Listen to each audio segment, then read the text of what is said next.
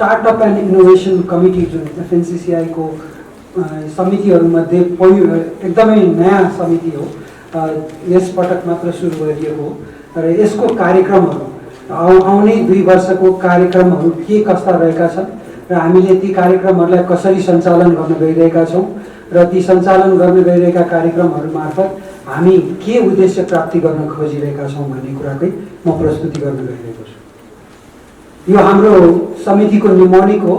यो निमोनिक हामीले यो समितिलाई प्रस्तुत गर्दै गर्दा विभिन्न मिडियामा या सोशल मिडियामा या अन्य स्थानहरूमा हामी प्रस्तुत हुँदै गर्दा हामीले यही सङ्केत चिन्हलाई प्रयोग गर्नेछौँ, जसमा FNCCI को लोगो सहित रहेको स्टार्टअप एन्ड इनोभेसन कमिटीको यो हाम्रो सङ्केत चिन्ह हो। हाम्रो यस कमिटीमा म लगायत 2 जना सहसभापति श्री सिद्धान्त राज पाण्डे र श्री सुमन साक्य हुनुहुन्छ। त्यस्तै हाम्रा सदस्यहरूमा दिपेन्द्र चौलागाई, सुमना श्रेष्ठ, निरज खनाल, मौसमी श्रेष्ठ, स्वर्णा ताम्राकार, प्रकाश देव पालिके हुनुहुन्छ र आमन्त्रित सदस्यहरूमा कविराज जोशी, तेन्जिङ सोनाम गोन्सार हुनुहुन्छ र सँगसँगै हामीसँग सल्लाहकारहरू पनि हुनुहुन्छ। हाम्रा सल्लाहकारहरूमा अनिल चित्रकारज्यू, ओमराज भण्डारीज्यू र सौरभ ज्योतिज्यू हुनुहुन्छ। यो हाम्रो समितिको प्रारूप हो र यस अन्तर्गत हामीले विभिन्न अन्य व्यक्तिहरूलाई पनि हाम्रा समितिका विभिन्न क्रियाकलापहरूमा संलग्न गराउँदै अघि बढ्दैछौँ। यो कमिटी किन चाहियो, किन यो कमिटी भन्दै गर्दा एउटा चाहिँ एकदमै अहिले FNCCI र नयाँ बर्डिङ एन्टरप्रेन्योर्सहरू उद्यमीहरूको बिचमा जुन एउटा सानो ग्याप जस्तो भएको थियो विगतमा, त्यसलाई ब्रिज गर्नु जरुरी छ। उहाँहरूलाई पनि FNCCI उद्योग वाणिज्य नेपाल उद्योग वाणिज्य महासङ्घ उहाँहरूको पनि छाता सङ्गठन हो भन्ने आभास दिलाउनु आवश्यकता छ र त्यो गर्नकै लागि यो समितिले आफ्नो कार्यक्रमहरू पनि अघि सारेको हो। त्यस्तै अघि भने जस्तै FNCCI को अब प्रस्तुत हुँदै अगाडि सारिएको रणनीति पत्रमा 4 लाख इम्प्लोइमेन्ट रोजगारी प्रत्येक वर्ष नेपालभित्रै सिर्जना गर्ने जुन भिजन 2030 को हाम्रो एउटा रणनीति छ, त्यसलाई साकार बनाउनको लागि यो समितिले विभिन्न क्रियाकलापहरू मार्फत त्यसलाई पनि सहयोग पुर्याउनेछ। त्यो पनि एउटा हाम्रो उद्देश्य हो। त्यस्तै नेपालमा भइरहेको स्टार्टअपको जुन मुभमेन्ट छ, त्यसको लागि नेपाल गभर्नमेन्ट र रेगुलेटिङ बडिजहरू जति पनि छन् ती सबैसँग हामीले कोल्याबोरेट गरेर यो कम्युनिटीको ग्रोथको लागि चाहिँ काम गर्ने, त्यो हाम्रो अर्को उद्देश्य हो। र त्यस्तै एन्टरप्रेन्योर्सहरूको लागि चाहिने जुन एउटा इकोसिस्टम छ, त्यो इकोसिस्टम डेभलप गर्नको लागि यो समितिले कार्य गर्नेछ। सो यी हाम्रा केही उद्देश्यहरू हुन्। यी उद्देश्यहरूलाई प्राप्त गर्नको लागि नै हामीले विभिन्न कार्ययोजनाहरू बनाएका छौँ। सो सबैभन्दा पहिलो कार्यक्रम जुन हामी आज यहाँ घोषणा गर्न गइरहेका छौँ त्यो हो 50 इन्भेस्टर्स 50 बिजनेसेस। यो चाहिँ हाम्रो इन्भेस्टर्स फोरम मार्फत हामीले 50 लगानीकर्ता 50 व्यवसायी भनेर यो कार्यक्रम अनाउन्स गरिरहेका छौँ।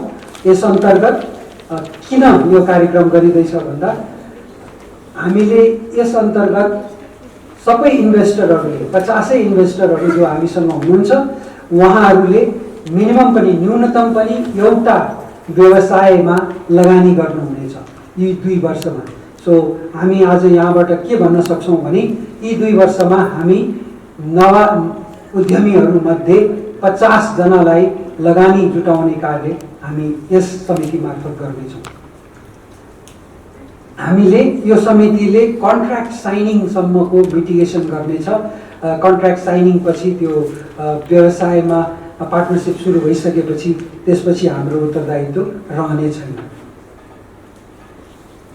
ठुला व्यापारी उद्यमी व्यवसायीहरू जो महासङ्घसँग पनि आबद्ध छन् उनीहरूको र नव उद्यमीहरूको बिचमा एउटा ग्याप छ।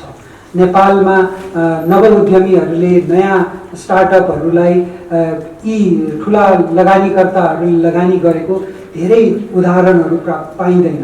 त्यसैले गर्दा हामीले FNCCI मार्फत त्यो एउटा नभएको पुल क्रिएट गर्ने काम गरिरहेका छौँ, त्यो ब्रिजिङ गर्ने काम गर्न लागिरहेका छौँ।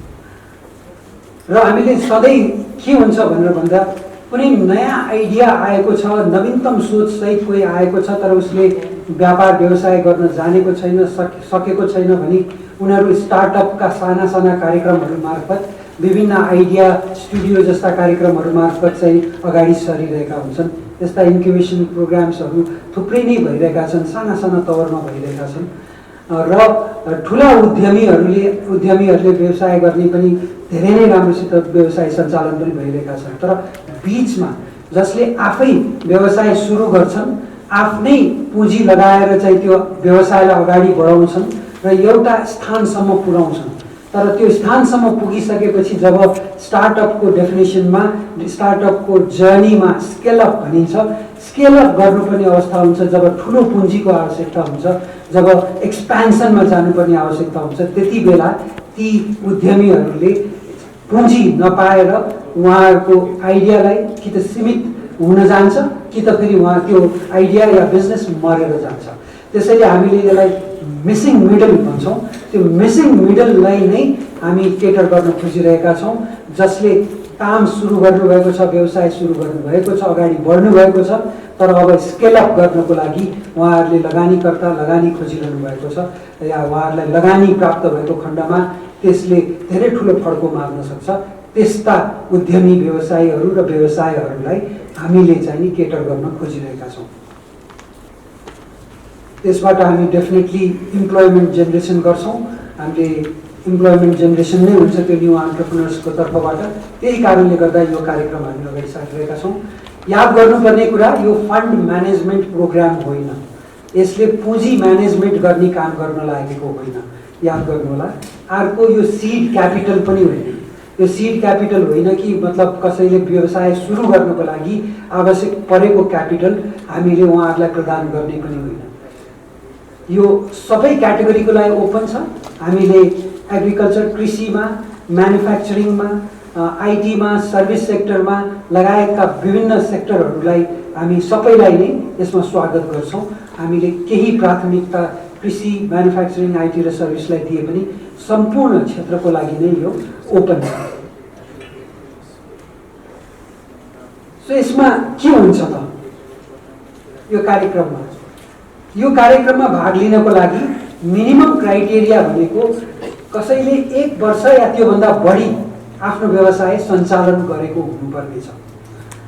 सँगसँगै अडिटेड ब्यालेन्स सिट भएको हुनुपर्नेछ।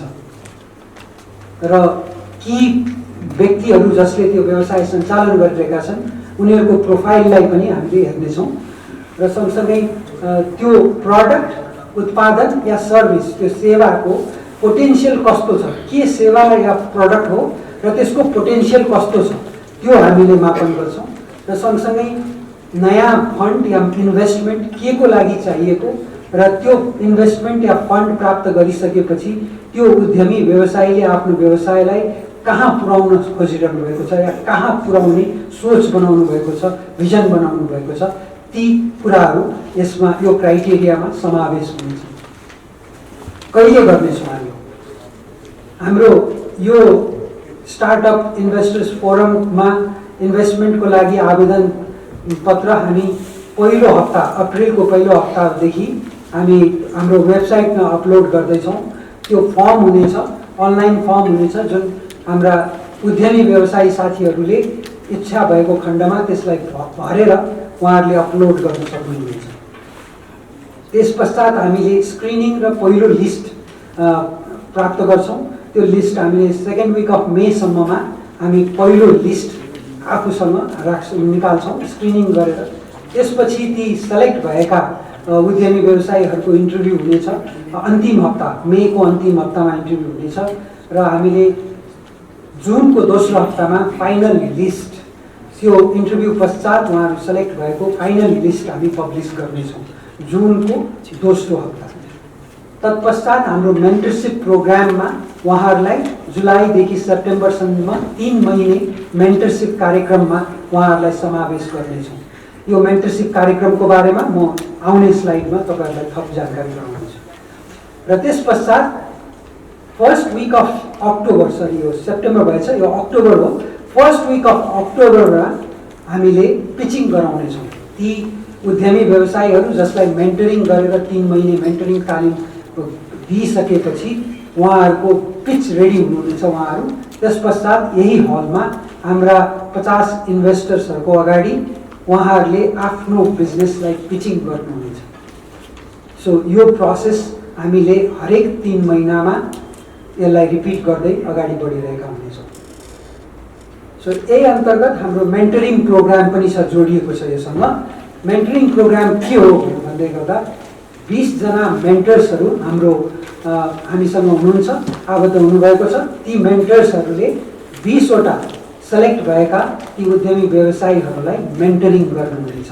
एकजनाले एउटा उद्यमी व्यवसायीलाई या उद्यमलाई त्यसलाई चाहिँ उहाँहरूले मेन्टर गर्नुहुनेछ 3 महिनाको लागि। 3 महिनाको मेन्टरिङ कार्यक्रम हो यो। यस अन्तर्गत उहाँहरूले आफ्नो अनुभवले, आफ्नो नलेजले, ज्ञानले गर्दा उहाँहरूले त्यो व्यापारलाई, त्यो व्यवसायलाई अझ सबल बनाउने, अझ सक्षम बनाउने काम गरिदिनुहुनेछ। तत्पश्चात उहाँहरूलाई प्रेजेन्टेसनको पनि ट्रेनिङ दिइनेछ। ती 20 उद्यमीहरूलाई कसरी पिचिङ गर्ने, कसरी आफ्नो व्यापारलाई प्रस्तुत गर्ने भन्ने ट्रेनिङ पनि हुनेछ।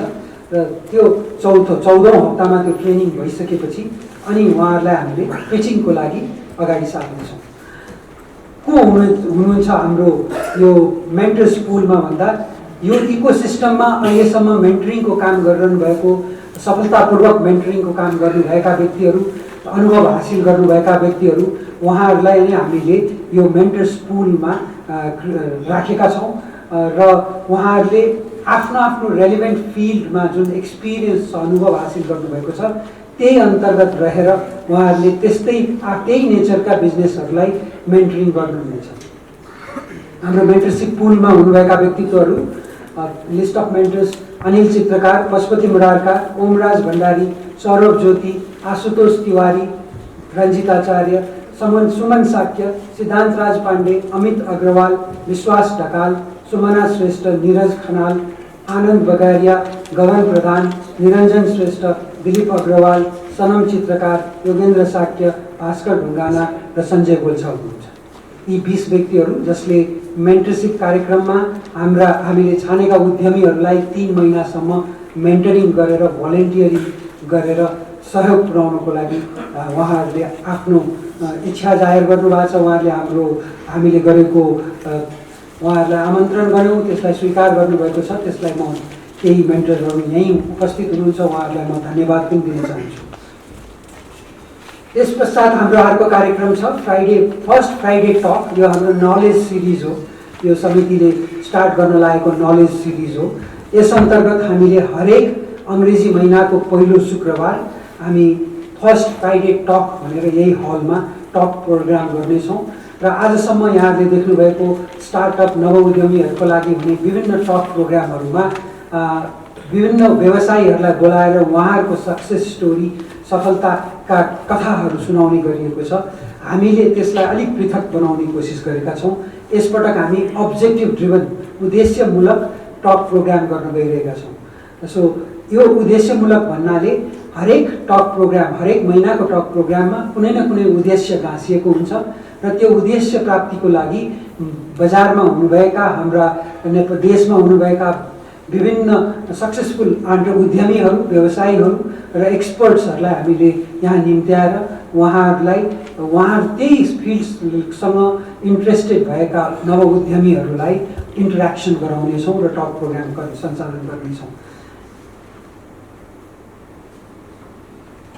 सो यो अटेन्डेन्स चाहिँ यो टक प्रोग्राममा बाई इन्भिटेसन हुनेछ। यसको लागि प्रि क्वालिफाई हुनुपर्नेछ, किनकि यो उद्देश्यमूलक हुने भएको हुनाले हामीले सबैलाई समेटेर सबै जो आए पनि उहाँहरूलाई टक प्रोग्राममा नराखेर जसको लागि त्यो सार्थक हुन्छ, जसको लागि त्यसले सपोर्ट दिन्छ, सहयोग पुर्याउन सक्छ, त्यस्ता व्यक्तिहरू, त्यस्ता उद्यमीहरूलाई मात्र हामी आमन्त्रण गर्नेछौँ। कहिले हुन्छ भन्दा यसको पहिलो संस्करण हामी गर्न गइरहेका छौँ 2 अप्रिल, 2 अप्रिलमा शुक्रबारको दिन पहिलो संस्करण हुन गइरहेको छ।